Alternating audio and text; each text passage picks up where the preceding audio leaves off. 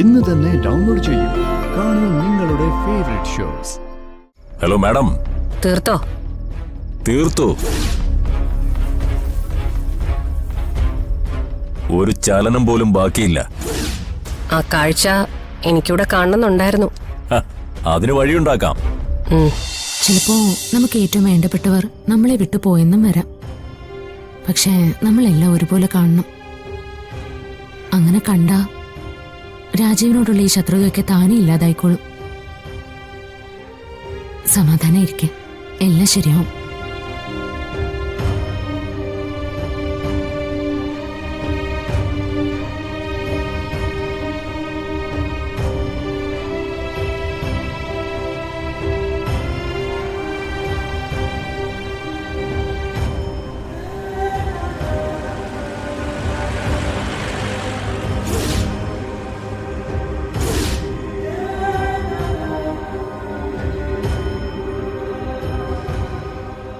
ആ, അവൻ വരുന്നുണ്ട്. എത്ര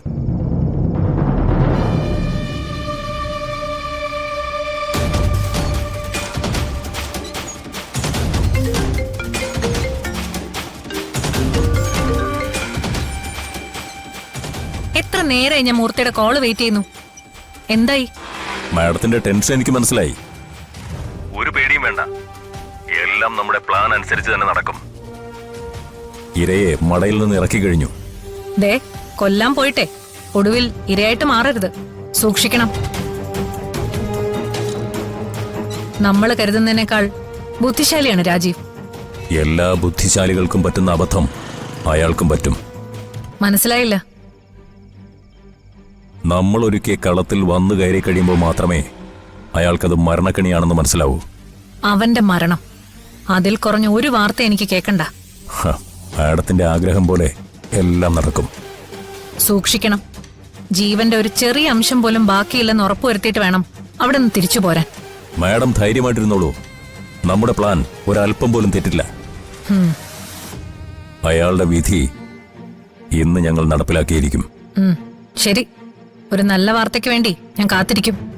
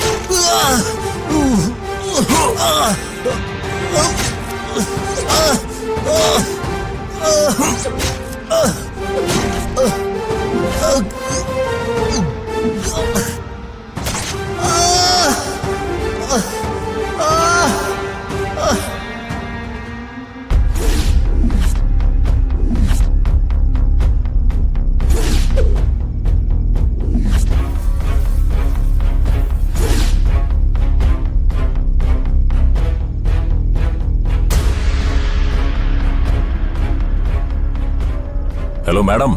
തീർത്തോ? തീർത്തു. ഒരു ചലനം പോലും ബാക്കിയില്ല. ആ കാഴ്ച എനിക്കിവിടെ കാണണമെന്നുണ്ടായിരുന്നു. അതിന് വഴിയുണ്ടാക്കാം.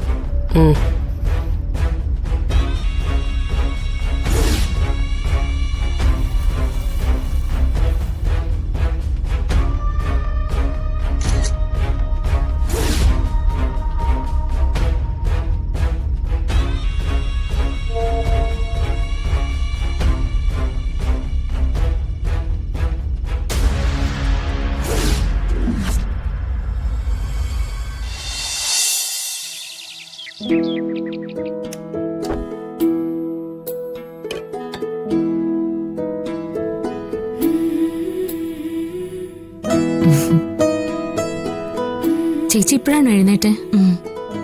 ഞാനങ്ങ് ഉറങ്ങിപ്പോയി.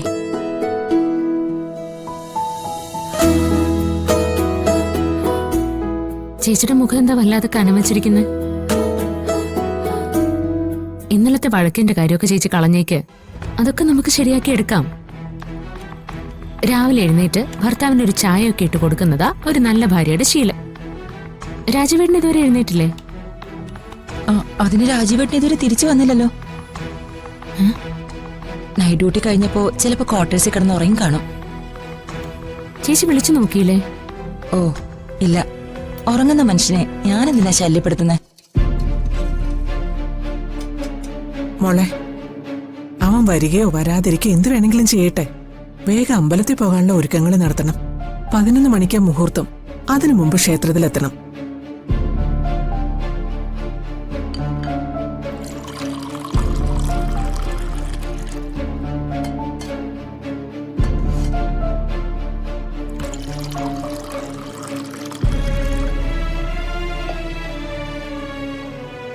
ഞാൻ ഈ ചായ ഗൂഗിളിനോട് കൊടുത്തിട്ട് വരാം. ചായ കൊടുത്തിട്ട് ഇനി മോൾ അടുക്കളയിലേക്ക് വരണ്ട. നിങ്ങൾ രണ്ടുപേരും റെഡിയായി വന്നാ മതി. മോളെ, അമ്മ ഇന്നലെ എടുത്തു വെച്ച സാരി തന്നെ മോൾ ഉടുക്കണം. ആ കമ്മലും 1-2 വളകളും കൂടി അമ്മ എടുത്തു വെച്ചിട്ടുണ്ട്. താലിമാലയുടെ കാര്യം മോളുടെ ഇഷ്ടം പോലെ തന്നെ മതി.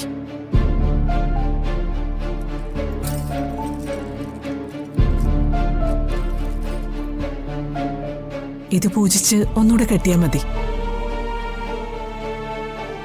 അതൊക്കെ ഇന്നലെ പറഞ്ഞതല്ലേ, പിന്നെ എന്തിനാ ആവർത്തിക്കുന്നേ? എന്ത് ചെയ്യണമെന്ന് ഇവൾക്കറിയാം. മോള് ചെന്ന് ചായ കൊടുക്ക്.